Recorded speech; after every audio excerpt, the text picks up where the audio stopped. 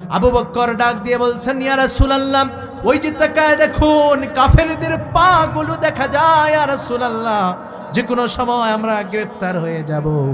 আল্লাহর হাবিব আবু বকরকে ডেকে ডেকে বললেন, লা তাহজান ইন্নাল্লাহা মা'না। আবু বকর রে, ভয় পেও না, নিরাশ হয়ে পড়ো না। যেখানে দুনিয়ার কোনো মানুষ কারো সাথে থাকে না, সেখানে ওই আসমানের রব আল্লাহ তাআলার সাথে থাকেন। আমার রাসূল এই ইসলামের দাওয়াত দেওয়ার জন্য মক্কা নগরী ছেড়ে সিদ্দিক আকবর আবু বকর রাদিয়াল্লাহু তাআলা আনহুকে সাথী করে নিয়ে আমার রাসূল মদিনায় রওনা হবেন।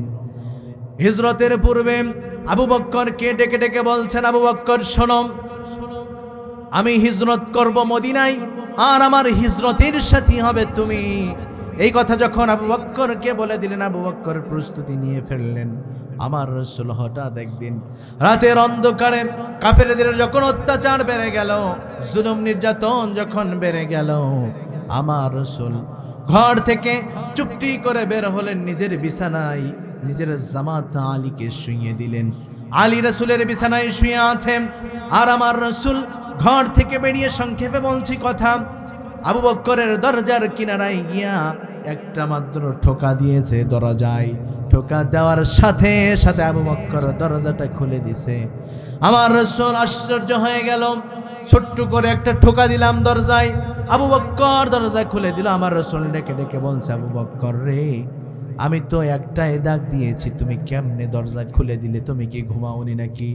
আবু বকর ডাক দিয়ে বলছেন, ইয়া রাসূলুল্লাহ, আজ থেকে কয়েক মাস পূর্বে ইয়া রাসূল আপনি আমাকে বলেছিলেন আমি আবু বকর আপনার সফরের সঙ্গী হব হিজরতের সময়।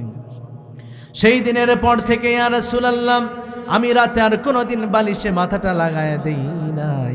আমি এই দরজার পিছনে মাথাটা লাগায় আপনার আশার অপেক্ষা করতাম, কারণ আমি চিন্তা করতাম রাসূল হিজরত করবেন, কাফেরেরা আমার রাসূলকে আক্রমণ করার জন্য রাসূলের পিছনে ধাওয়া করবে, আর সেই রাসূল যদি আমার দরজার কিনারা এসে ডাকতে থাকে আর আমি আবু বকর যদি বালিশে মাথা লাগায়া ঘুমায়া যাই, আর এই সুযোগে যদি কাফেরেরা আমার রাসূলকে হামলা করে ফেলে, আমি আল্লাহর কাছে জবাব দিতে পারবো না। ইয়া রাসূলুল্লাহ, আপনার নিরাপত্তা রক্ষার জন্য আমি বিছানায় মাথাটা লাগাই নাই। সেই দিনের পর থেকে আমি দরজার কিনারায় বসে বসে আপনার অপেক্ষা করি। আরো জোরে জোরে পড়ি সুবহানাল্লাহ। আমার ভাইরা, কাফেরেরা আমার রাসূলকে ধাওয়া করলেন। রাসূল দুনিয়ার কোনো খারাপ কথা মানুষের মাঝে প্রচার করেন নাই। ইসলামের দাওয়াত, কোরআনের দাওয়াত আমার রাসূল কাফেরদের নিকটে পৌঁছায়া দেন। সৎ পথের সৎ বাণীগুলো আমার রাসূল পৌঁছায়া দেন।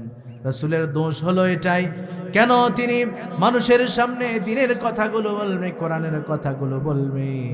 কাফেররা এই জন্যই কাফেররা তাদের রাসূলের উপর হামলা করত। দোষ কি বলে? দোষ হচ্ছে এক আল্লাহর উপর ঈমান এনেছে, মহান সেই সত্তার কথাগুলো জমিনে তারা বাস্তবায়নের জন্য কেন মানুষকে দাওয়াত দিবে, এটাই হলো দোষ। আল্লাহ রাব্বুল আলামিন চমৎকার করেন কোরআনুল কারীমের মধ্যে বলেন, ওয়ামা নাকামু মিনহুম ইল্লা আন ইউমিনু বিল্লাহিল আজিজিল হামিদ ইন্নাল্লাযীনা ফাতানুল মুমিনিনা ওয়াল মুমিনাতি থুম্মা লাম ইয়াতুবু ফালাহুম আযাবু জাহান্নাম ওয়ালাহুম আযাবুল হারিক। চিৎকার দিয়ে পড়ি আল্লাহু আকবার। আল্লাহ রাব্বুল আলামিন বলেন তাদের দোষ হলো একটাই, আমার উপর ঈমান এনেছে, আমি সেই মহান রব যার উপরে তারা ঈমান এনেছে, এটাই হলো দোষ। এই জন্য আমার রাসূলের উপরে জুলুম আর নির্যাতন। রাসূল যখন মক্কা ছেড়ে মদিনায় চলে যায়, বারবার আমার রাসূল মক্কার দিকে তাকায় আর দুই চোখের পানি ছেড়ে দিয়ে দিয়ে আমার আল্লাহকে ডেকে ডেকে বলায়, আল্লাহ, যেখানে জন্মগ্রহণ করলাম, জন্মভূমি মক্কা, এখান থেকে ছেড়ে যেতে মন চায় না, কিন্তু বাধ্য হয়ে আল্লাহ দ্বীনের দাওয়াতের জন্য মক্কা ছেড়ে যেতে হচ্ছে। আয় আল্লাহ তাআলা, তুমি এই মক্কার উপরে গজব দিও না।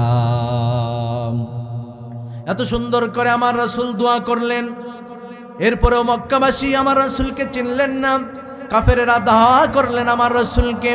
রাসূল সঙ্গী সাথী আবু বকরকে নিয়ে পথ চলতে চলতে চলতে চলতে গাড়ে সুরের মধ্যে পৌঁছে গেলেন। সেখানে পর্যন্ত কাফেরেরা পৌঁছে গেল। সেই জায়গাতে রাসূলকে কেমন আক্রমণ করা হলো। রাসূল যে গুহার মধ্যে ঢুকে আছেন সেখানে পর্যন্ত কাফেরেরা চলে গেল। তারা উকি মারতেছে কিন্তু দেখতে পাচ্ছে না। আল্লাহ রাব্বুল আলামিন সেই সময়ে এমন কিছু পদ্ধতি অবলম্বন করেছিলেন। রাসূল যখন গুহার মধ্যে ঢুকে যায় সেই সময় একটা কবুতরকে আল্লাহ রাব্বুল আলামিন ডেকে ডেকে বলেন, কবুতর যা রে, আমার রাসূল নিরাপত্তার জন্য গাড়ে সুরের মধ্যে ঢুকে পড়েছে, ওই মুখের মধ্যে গিয়েছে একটা বাসা করে নে। আর সেখানে দ্রুত ডিম পার আর একটা মাকড়সাকে আল্লাহ রাব্বুল আলামিন ডাক দিয়ে বললেন, মাকড়সা যা রাসূল যে গুহাতে আছে সেই গুহার মুখের মধ্যে একটা জাল বানায় ফেল। আমার রাসূলের সেই লুকানো গুহার মধ্যে গিয়ে মাকড়সা জাল বানায় ফেলল। কাফেররা উপস্থিত হয়ে গেল। গুহার কিনারায় উকি মারতেছে। কেউ বলতেছে ভিতরে ঢোকো, আরেকজন বলতেছে কেমনে ভিতরে ঢুকি, এখানে তো মাকড়সা বাসা করে নিয়ে আছে। কবিতরে সেখানে ডিম পেড়ে বসে আছে, এখানে কোনো মানুষ থাকতে পারে না। আবু বকর ডাক দিয়ে বলছেন, ইয়া রাসূলুল্লাহ, ওই যে তাকায় দেখুন কাফেরদের পা গুলো দেখা যায়। ইয়া রাসূলুল্লাহ, যে কোনো সময় আমরা গ্রেফতার হয়ে যাব। আল্লাহর হাবিব আবু বকরকে ডেকে ডেকে বললেন, লা তাহজান ইন্নাল্লাহা মা'না। আবু বকর রে, ভয় পেও না, নিরাশ হয়ে পড়ো না। যেখানে দুনিয়ার কোনো মানুষ কারো সাথে থাকে না, সেখানে ওই আসমানের রব আল্লাহ তাআলার সাথে থাকেন। আরো জোরে পড়ি সুবহানাল্লাহ। আমার রাসূল সেখানে আশ্রয় গ্রহণ করলেন। এবার সেখানে লম্বা কিছু সময় রাসূল বিশ্রাম গ্রহণ করবেন। সাথে আছেন রাসূলের বন্ধু আবু বকর। সে আবু বকর চিন্তা করলেন রাসূলের ক্লান্ত শরীর। রাসূলকে বললেন, ইয়া রাসূলুল্লাহ, আপনি তো ক্লান্ত, আমি বসে আছি, আমার উরুর উপরে আপনি বসে পড়েন। আমার উরুর উপরে আপনি মাথাটা দিয়ে আপনি একটু ঘুম পাড়েন, একটু ঘুমায় নেন। এরপরে আমার রাসূল যখন তার উরুর উপরে মাথাটা দিয়ে ঘুমিয়ে পড়ল, তার পূর্বে দেখলেন অনেকগুলো গর্ত, হতে পারে গর্তের মধ্যে সাপ আছে। এই গর্তগুলো আবু বকর বন্ধ করা শুরু করলেন। গায়ের জামা দিয়া বিভিন্ন আবর্জনা দিয়া গর্তগুলো বন্ধ করলেন। সব গর্তগুলো বন্ধ হয়ে গেল, একটা গর্ত এখনো বন্ধ করতে পারে নাই। এমন অবস্থায় আবু বকর এক পায়ে রাসূলের মাথা মোবারক নিয়ে আরেক পা দিয়া পায়ের গোড়ালি দিয়া গর্তের মুখটা বন্ধ করে দিয়েছেন। গর্তের মুখে এক পা, আরেক পায়ের উপরে আমার রাসূলের মাথা। হঠাৎ রাসূল যখন ঘুমে পড়লেন, আল্লাহ রাব্বুল আলামিন ডাক দিয়ে বললেন, গর্তের ভিতরের এক সাপকে।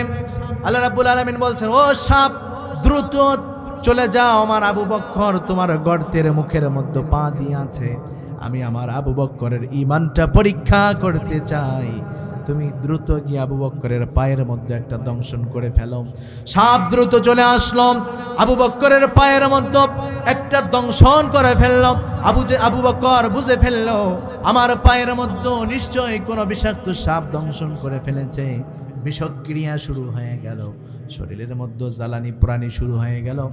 এক পায়ের মধ্যে রাসূল শুয়ে আছে, আরেক পায়ের মধ্যে সাপের কামড়।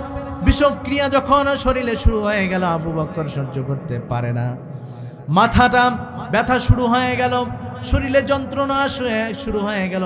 বিষক্রিয়ায় শরীরটা সবুজ রং ধারণ করতেছে। এই দিক দিয়ে আবু বকর নিরুপায় হয়ে চোখ দিয়ে পানি ছেড়ে দিয়েছে।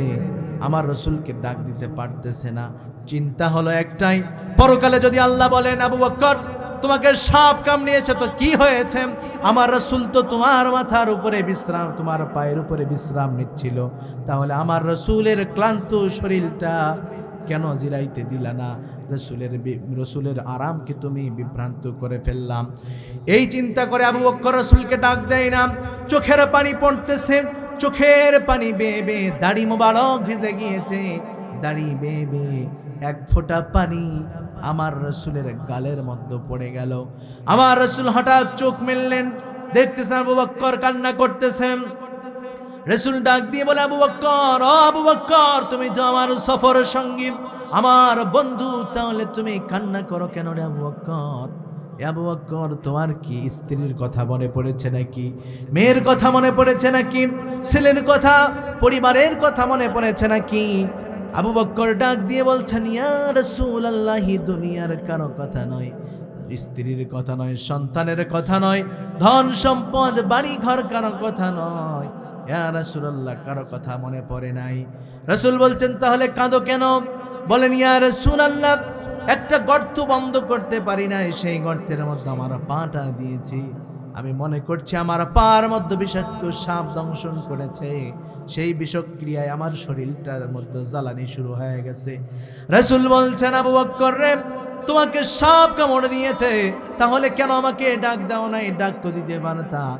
আবু বকর ডাক দিয়ে বলেন, ইয়া রাসূলুল্লাহ, কেমনে ডাক দেই? কাল কিয়ামতের ময়দানে যদি আপনাকে এই কষ্ট দেওয়ার কারণে আল্লাহ আমাকে জিজ্ঞাসা করে, আমি সেদিন আল্লাহর সামনে থেকে পার হতে পারবো না। জোরে পড়ি সুবহানাল্লাহ।